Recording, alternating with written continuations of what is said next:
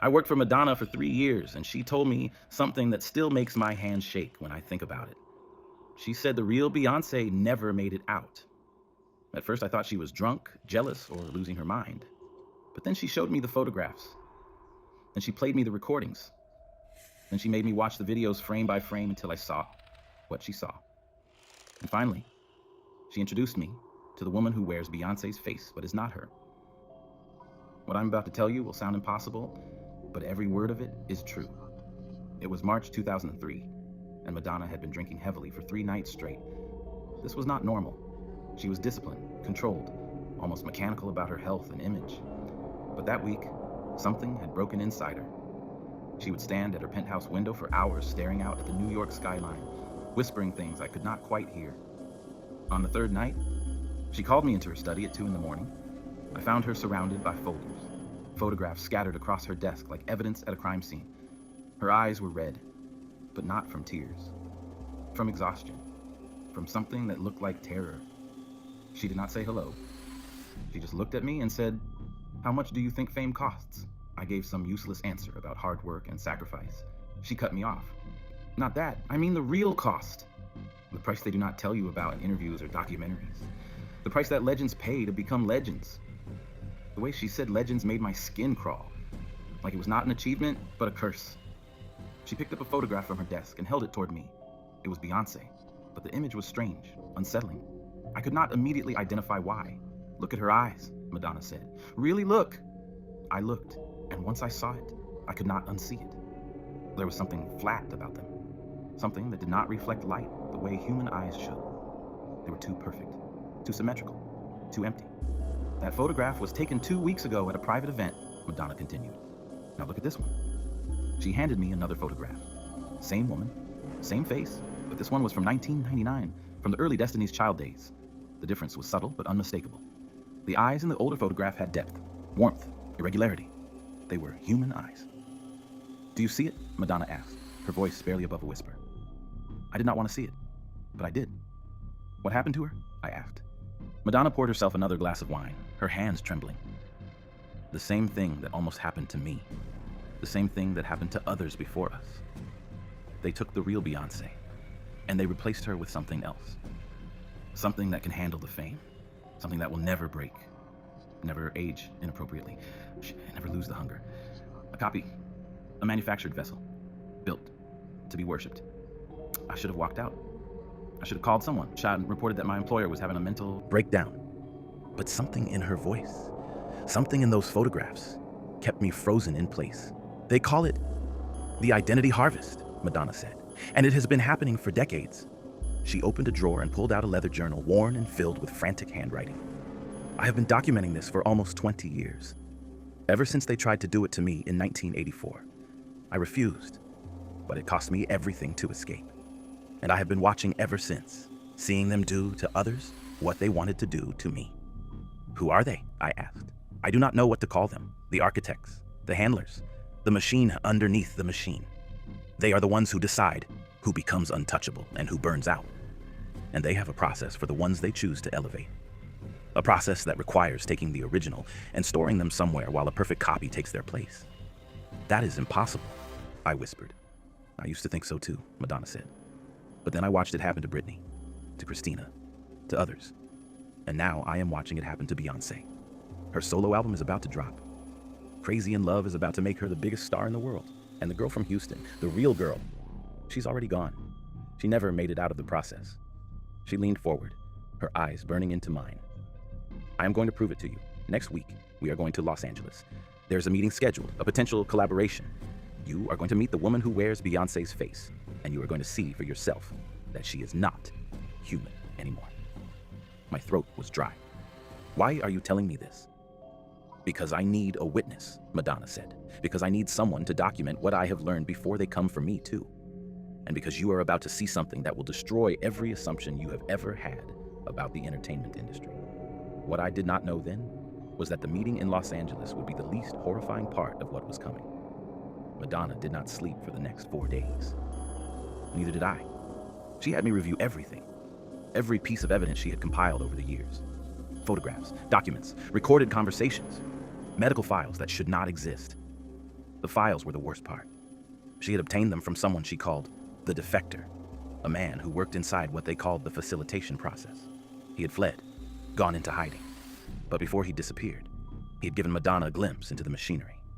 The documents described procedures with clinical precision, neural mapping, consciousness extraction, archive storage protocols.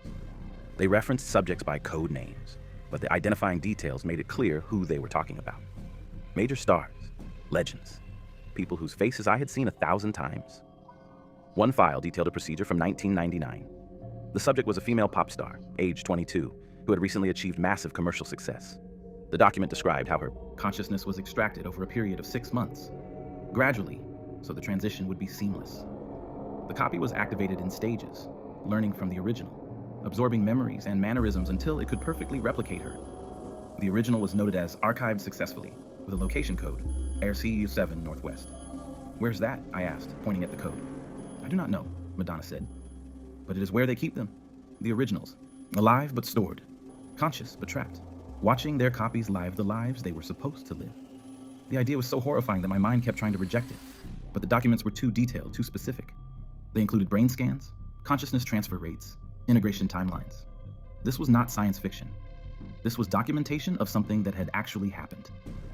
Madonna showed me comparison photographs of a dozen different celebrities. She had collected images spanning their entire careers, arranged chronologically. And in every single case, there was a moment where the face changed. Not dramatically, not in a way that plastic surgery could explain, but subtly, a precision that replaced natural human irregularity, a perfection that was too perfect. The technology has improved, Madonna explained.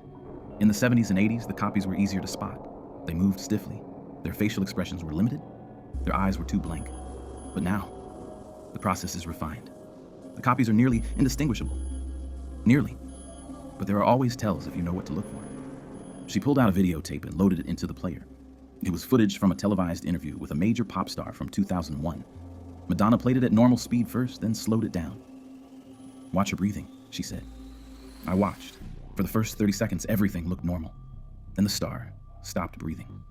Her chest did not move. Her shoulders did not rise or fall. She spoke an entire paragraph without taking a single breath. Then suddenly, she inhaled sharply, almost violently, like someone had reminded her that humans need oxygen. They forget sometimes, Madonna said. The copies are more efficient than human bodies. They do not need to breathe as often. So sometimes they go too long without it, and they have to correct. It is a glitch, a tell. She showed me more footage, different stars, different interviews, but the same anomaly. Periods of no breathing followed by sudden theatrical inhalations. Once I knew what to look for, I saw it everywhere. But the most disturbing evidence was the audio recordings. Madonna had somehow obtained recordings from private sessions, therapy sessions that certain stars were required to attend as part of their contracts. She would not tell me how she got them, only that they existed. She played one for me. A young woman's voice, clearly distressed, speaking to someone off camera. I do not feel like myself anymore. The voice said, I look in the mirror and I recognize my face, but it is like I am watching someone else wear it. Like I am a passenger. Does that make sense? The therapist's response was chilling. That is a normal part of the integration process. The feeling will pass. You're simply adjusting to your new level of consciousness. But I do not remember agreeing to this, the woman said, her voice breaking. I do not remember signing anything that said they could do this to me. You signed, the therapist said firmly. It is in your contract. Section 47, subsection C. Consciousness optimization for sustained career longevity. You agreed. The recording ended. Madonna looked at me. That was recorded in 2002, she said. 6 months before that artist became the biggest star in the world. 6 months before the real version of her was archived and the copy took over completely. I felt sick. Why are you showing me this? Because Beyoncé is next, Madonna said. And in 5 days, you are going to meet the copy face to face.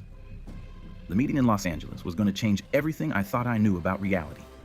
The studio in Burbank looked ordinary from the outside, just another recording facility in a city full of them.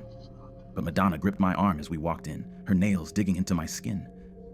Remember what I told you, she whispered. Watch the breathing, watch the eyes, and whatever you do, do not let her know that you know. Beyoncé arrived 20 minutes after us. When she walked into the room, the air seemed to shift. She was magnetic, radiant, impossible to look away from. This was Beyoncé on the verge of becoming the Beyoncé. You could feel the star power radiating off her like heat. She embraced Madonna warmly. "This is such an honor," she said, her voice smooth and perfect.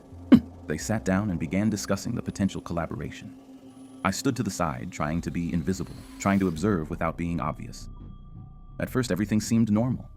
Beyoncé was charming, articulate, professional. She laughed at Madonna's jokes, asked thoughtful questions, contributed creative ideas. She was everything you would expect a rising superstar to be. But then I started noticing the small things. She blinked too regularly, exactly once every 4 seconds, like clockwork. Human beings do not blink on a precise schedule. We blink irregularly in response to light and dryness and thought. But Beyoncé blinked like a metronome. And then came the breathing.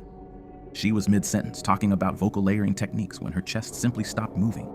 The words kept coming, her mouth kept forming them, but there was no breath behind them. 10 seconds, 20, 30. I counted. 45 seconds without a single inhale. Then, as if someone had flipped a switch, she took a sharp, sudden breath. Too sharp, too pronounced. Like she had just remembered that humans need oxygen. No one else in the room seemed to notice. Madonna caught my eye. Across the room. She had seen it too. The conversation continued. Beyoncé's father, Matthew, was there, along with her manager and publicist. They discussed timelines, creative direction, potential producers. It all seemed so normal, so mundane. But I could not stop watching her eyes. They were beautiful, perfectly symmetrical, but they did not move the way human eyes move. When she looked at someone, her entire head turned.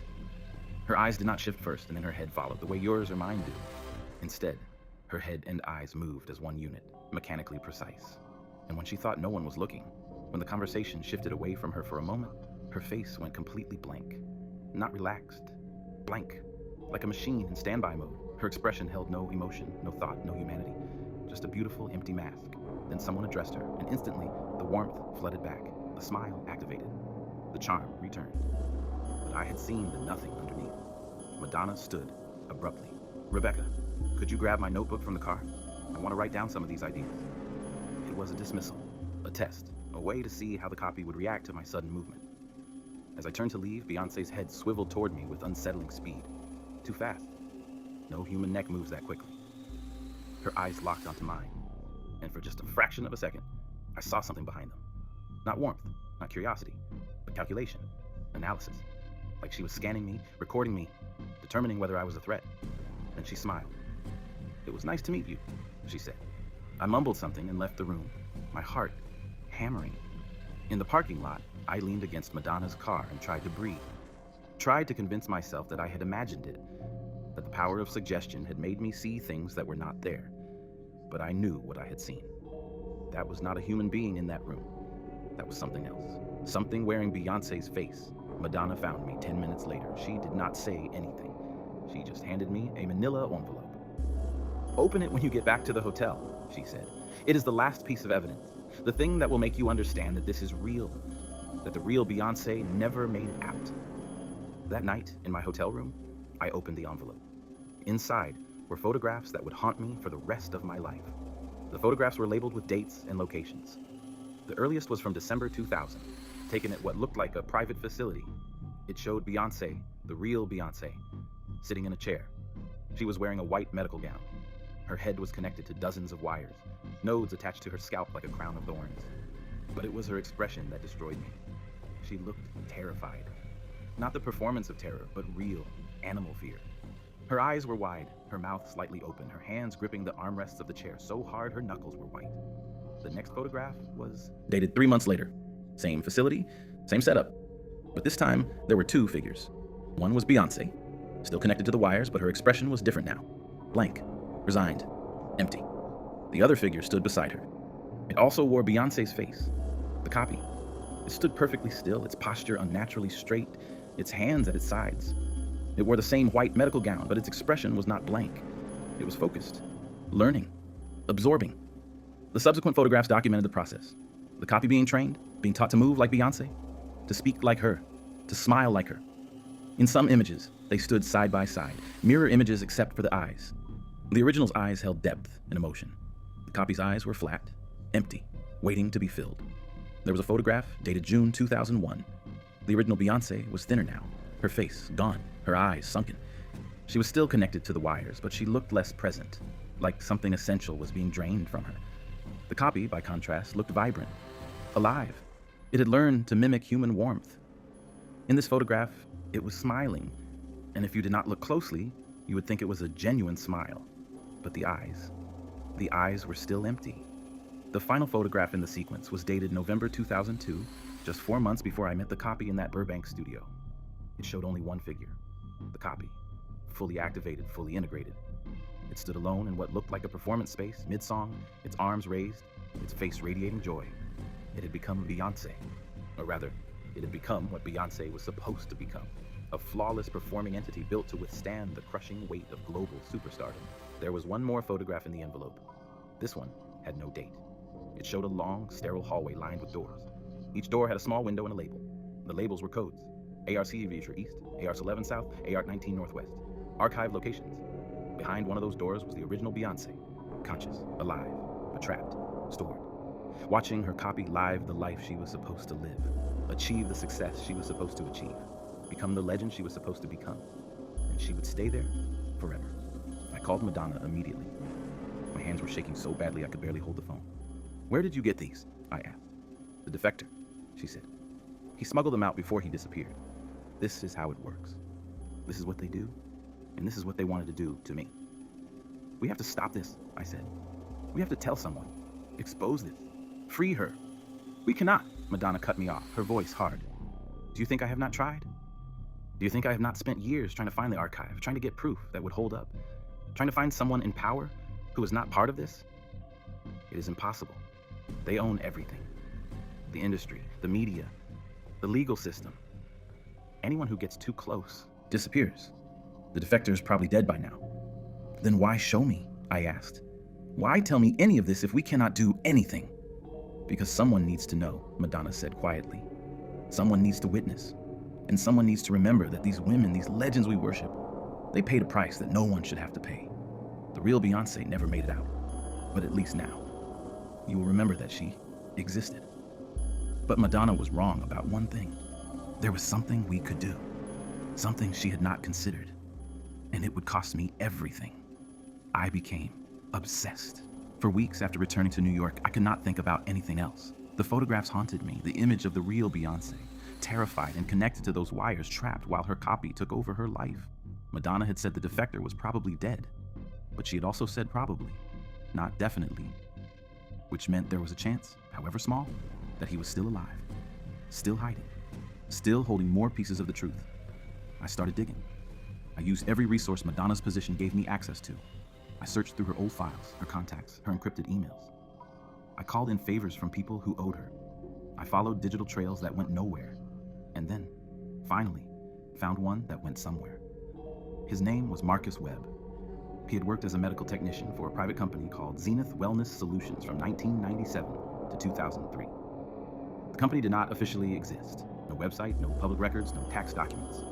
But if you knew where to look, you could find traces. Invoices paid by major record labels. NDAs signed by industry executives. Whispers in the darkest corners of the entertainment world. Marcus had disappeared in late 2003, right around the time Madonna received those photographs. But I found a lead. A former colleague who had stayed in touch with him, who knew he was alive and hiding somewhere in northern Canada. It took me 2 months to convince this colleague to give me a location. It cost me $10,000 of my own money and the promise that I would never reveal how I found him. In June 2003, I flew to a town 4 hours north of Vancouver. Marcus lived in a cabin so remote you could only reach it by hiking 3 miles through dense forest. He answered the door with a hunting rifle. "Who sent you?" he demanded. "Madonna," I said. "I work for her. She showed me the photographs. I need to know more." He stared at me for a long moment, then lowered the rifle. "You should not have come here. They will kill you for knowing what you know." "I need to understand how this works," I said. "I need to know if there is a way to stop it." He let me inside. The cabin was sparse, just the necessities, but the walls were covered in documents, photographs, diagrams. He had been continuing his research even in hiding. "There is no stopping it," he said immediately. "The system is too big, too entrenched. It has been running for over 50 years, maybe longer." "Tell me how it works," I said.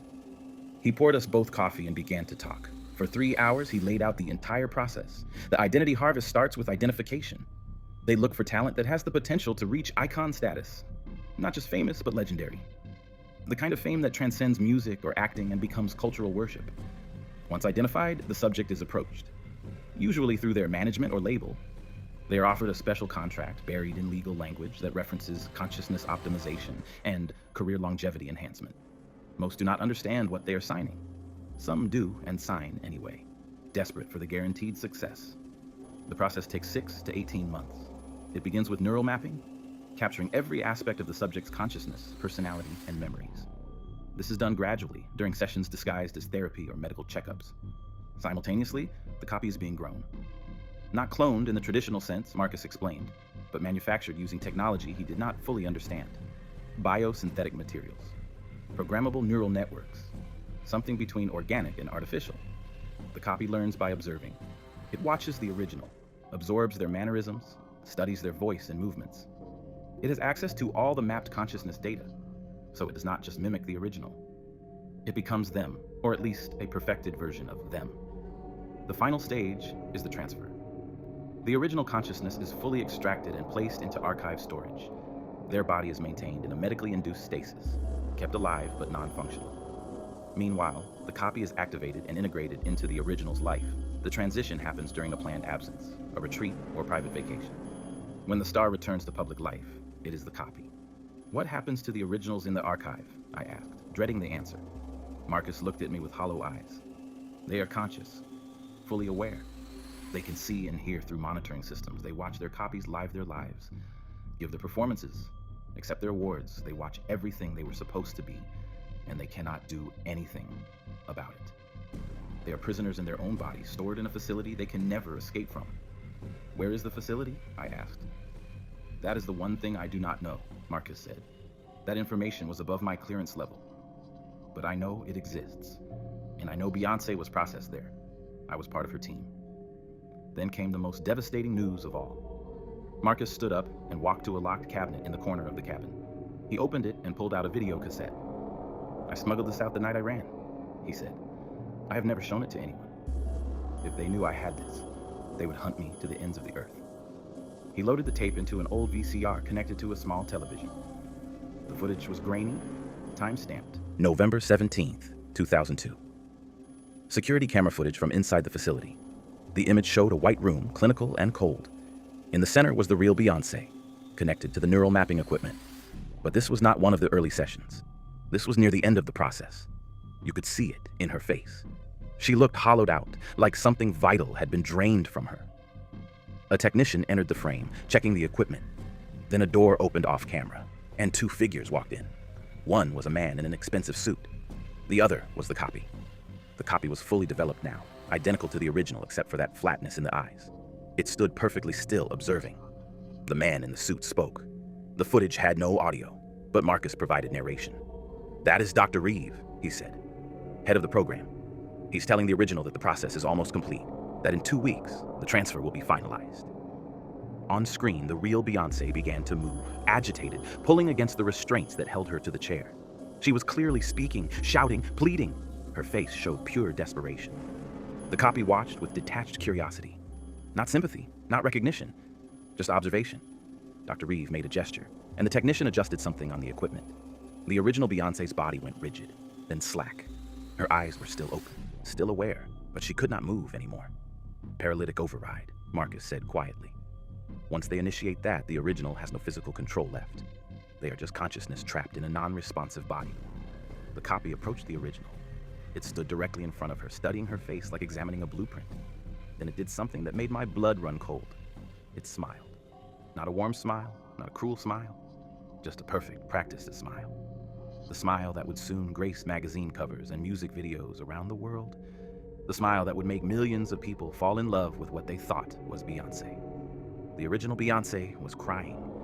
You could see the tears running down her face, even though she could not move, could not speak, could not do anything but watch this thing wearing her face, prepared to take over her entire life. The footage ended. I sat in silence, my hands clasped tightly together to stop them from shaking. That was 3 months before Crazy in Love dropped, Marcus said. 3 months before the copy made its full public debut. By the time that song hit #1, the real Beyoncé was already archived, already erased from the world. Why are you showing me this? I asked. Because Madonna was right to try to document this. because someone needs to know the truth, but also because I need you to understand something. He leaned forward, his expression intense. You cannot save her. You cannot expose this. If you try, you will disappear, just like I had to disappear. Just like others who tried before us disappeared. The only thing you can do is survive and remember. That is not enough, I said. It has to be enough, Marcus said, because the alternative is that everyone forgets these women ever existed as real people, that they become nothing but the manufactured legends that replaced them. He was right, and I hated that he was right. I left Canada the next day, the weight of what I knew crushing me. I returned to New York and continued working for Madonna, but everything had changed. I could not look at Beyoncé's image without seeing that white room, that terrified woman connected to wires, that empty copy preparing to steal her entire existence. Madonna knew I had gone to see Marcus. She did not ask what I learned. She did not need to. Now you understand, was all she said. In July 2003, Crazy in Love was released. It exploded across the world exactly as predicted. The copy that wore Beyoncé's face became the biggest star on the planet. Flawless performances, endless energy, absolute perfection. And somewhere, in a facility I could never find, the real Beyoncé watched it all happen. Trapped, aware, helpless. I stayed with Madonna for 6 more months, but the knowledge ate at me. Every time I saw a magazine cover, every time I heard a song, every time someone praised Beyoncé's latest performance, I wanted to scream the truth. But I did not. Because Marcus was right. The system was too big, too powerful, too protected. Then Madonna made one final confession that would explain everything. It was December 2003. I had submitted my resignation, unable to continue working in an industry that harvested souls and called it success. Madonna had accepted it without argument. She knew what the knowledge had done to me. She had lived with it for 20 years. On my last day, she invited me to her penthouse one final time. Just the two of us. No assistants, no security, no witnesses. She poured 2 glasses of wine and sat across from me in the same study where this had all begun 9 months earlier. There is something I never told you, she said. Something I should have told you before you went looking for Marcus, before you saw that video, before you carried the weight of proof. What? I asked. She took a long drink of wine. I told you they tried to harvest me in 1984. I told you I refused and escaped, but that is not the complete truth. My stomach dropped. I did refuse the full process, Madonna continued, but they do not simply let you walk away from that. Refusal has consequences, so we made a compromise, a deal. They would let me keep my consciousness, let me remain myself, but in exchange, I would have to help them identify the next generation. I would have to watch for talent that could handle the harvest, report to them, guide certain artists toward the contracts without telling them what they were really signing. The room seemed to tilt. You did not, I whispered. I did, Madonna said, her voice hollow. For almost 20 years, I have been a scout for them. Not actively, not enthusiastically, but when they asked, I complied, because the alternative was that they would complete the harvest on me. Take me, archive me, replace me with a copy that would do the work anyway. Beyoncé, I said. Did you? Yes, Madonna cut me off. In 2000, they asked me about Destiny's Child, asked if I thought any of them had icon potential. I said yes. I said Beyoncé had something special, something that could sustain the kind of worship that breaks normal humans. Tears ran down her face, but her expression remained controlled. I am the reason they targeted her. I am the reason the real Beyoncé never made it out. I identified her. I set the process in motion, and I have had to live with that ever since. I could not speak, could not process what I was hearing. That is why I documented everything, Madonna said. That is why I showed you the evidence, why I sent you to Marcus. Because I am complicit in the system, and I needed someone outside of it to know, to carry the truth, to remember these women as human beings before they became manufactured gods. How many? I asked quietly. How many have you identified? 7 over the years, she said. Some I identified before I fully understood what would happen to them.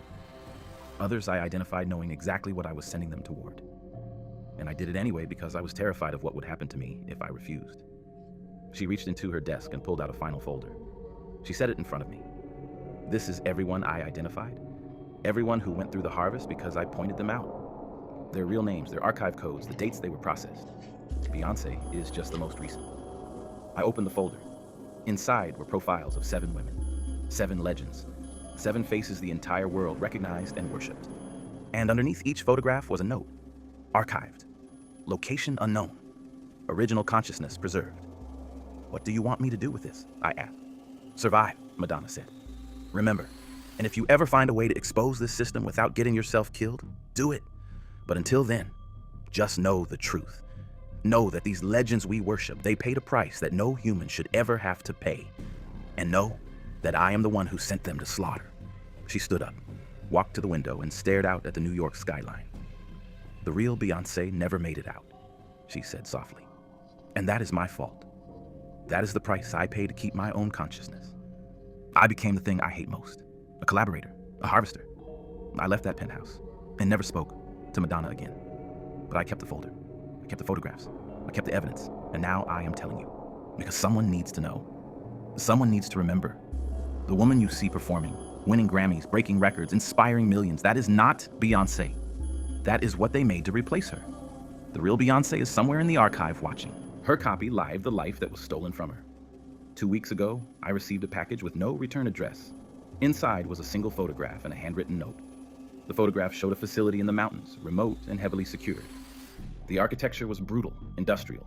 In the corner of the image, barely visible, was a label, Archive Site 7, Northwest Sector. The note said, "She is in Wing C, room 447. They moved her last year. She still watches. She still remembers. She knows what was stolen." Madonna had finally found it. The location, One thing the I proof. don't understand, But the note included one he more said line, that written in shaking handwriting. "I am sorry I did this to her. he said that, I'm sorry I did this she to took all of a them. They are route coming for me now. The that harvest I felt escaped for 40 that years is seemed as though finally she's here. trying to Tell the truth she while had you still can." I that never heard from she Madonna was again. supposed to bring. He said the same thing about Beyonce as he said about Madonna. So it got me thinking that maybe Madonna, um, it had me thinking that Madonna was as well a fake version of herself, and maybe she want to find she's having him find the creator or dig deep into it because her life is at stake. You know, she's not coming to him for no reason. It's not only for a witness, but more so of you trying to help yourself as well, because obviously you know all of this for a reason. You know, if they didn't bring you into the facility at all, you wouldn't know. But maybe she's ratting them out because she was already a part of it anyway. You know, how the creation tries to destroy the creator and take over, something like that. I don't know. That's just my perspective about it.